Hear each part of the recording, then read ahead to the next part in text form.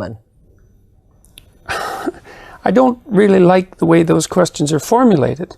You know, I don't know what that means. What do you mean a real woman? Well, I'm asking you, in your mind, you know, it depends what you think a real woman is, but do you think a trans woman is a woman? No. Why not? Because I think that women are capable, generally speaking, of having babies, and they have female genitalia, and they have an XX chromosome, and I think the biological markers are relevant.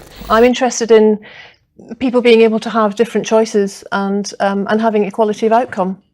Aha, well, so the overwhelming proportion of people who are in prisons are male.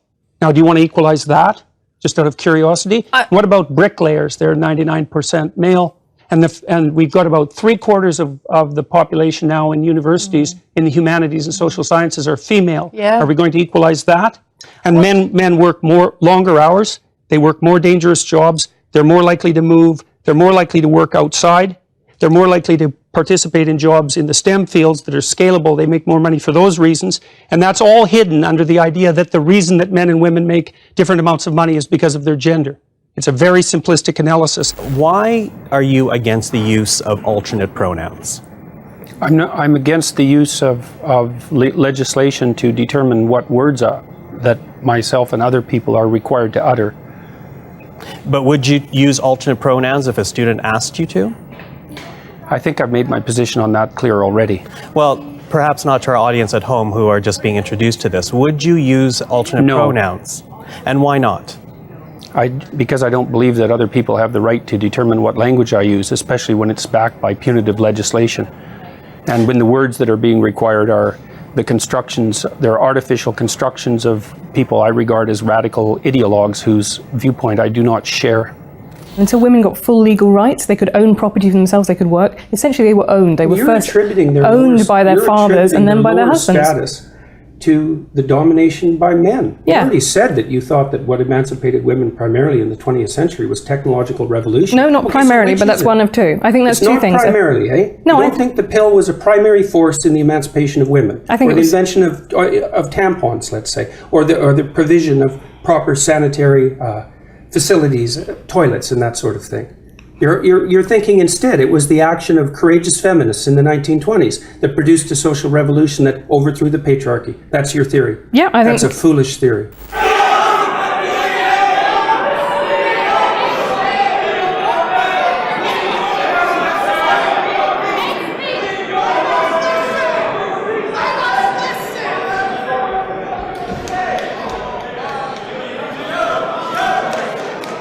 That's pure narcissism at work, by the way.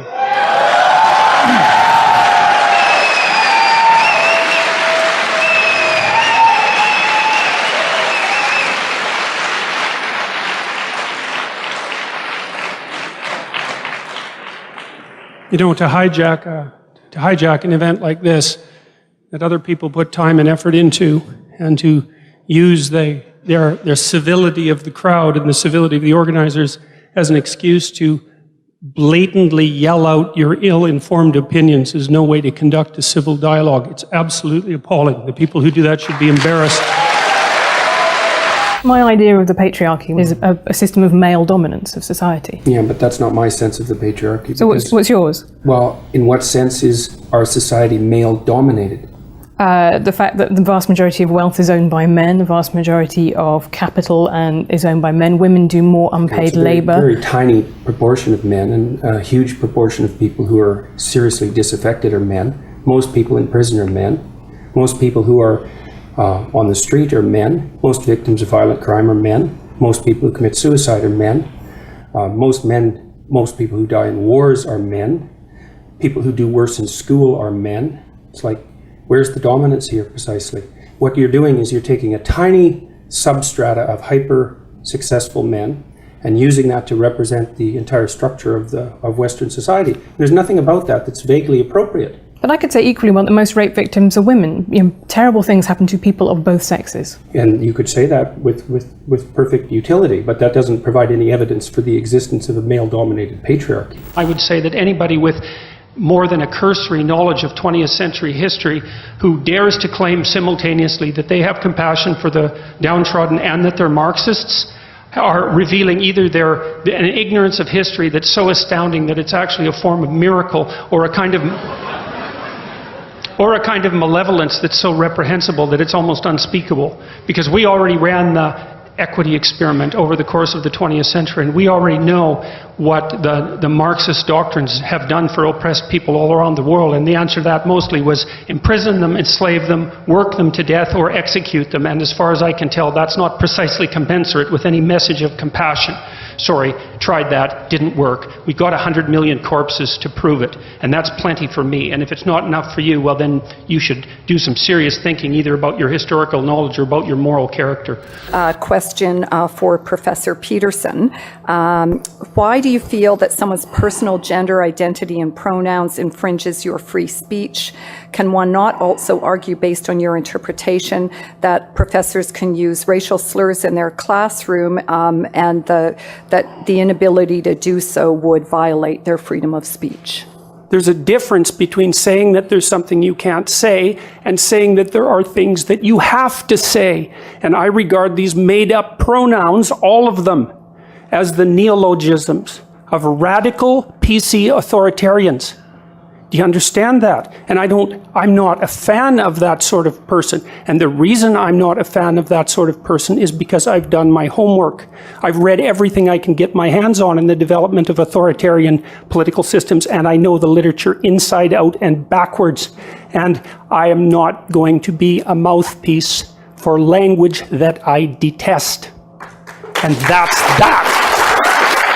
This whole patriarchy thing, I think you have no idea how pernicious and dangerous it is. Well, no, I don't. I really don't. Go on.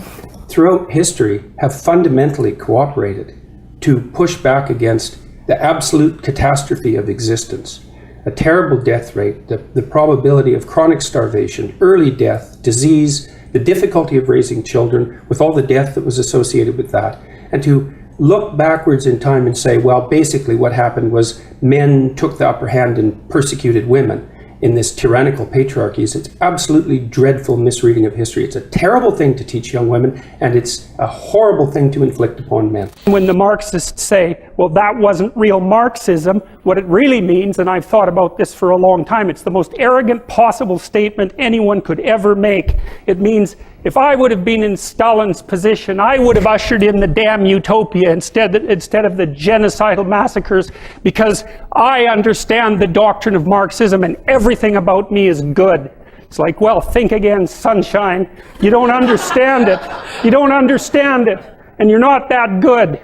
And if the power was in your hands, assuming you had the competence, which you don't, you wouldn't have done any better. And even if you had, there would have been someone else waiting right behind you to shoot you the first time you actually tried to do anything good. And that's what happened to all the old guard who ran the damn revolution. Stalin rounded them all up and shot them, along with their families and millions of other people.